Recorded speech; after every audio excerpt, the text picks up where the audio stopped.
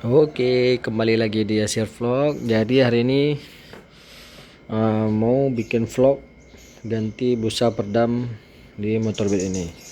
Karena suaranya sudah agak kurang bagus. Ini motornya dengan kondisi kotor karena cuacanya mendung. Mungkin nanti setelah kita ganti ini peredamnya mau dibersihkan. Saksikan terus video ini sampai habis. Untuk alat bukanya udah siap semua. Ini harus dibuka dulu paku tembaknya, mungkin ada sekitar barang 6, baru kita buka corongnya ini.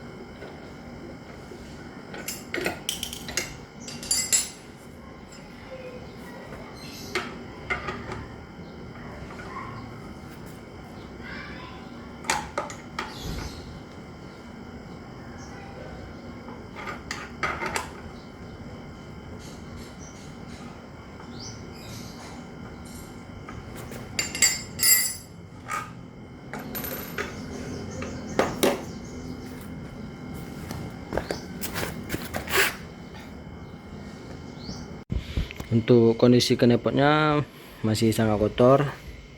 Ini udah terbuka semua pakunya. Tuh dibersihkan dulu, baru kita ganti peredam yang baru.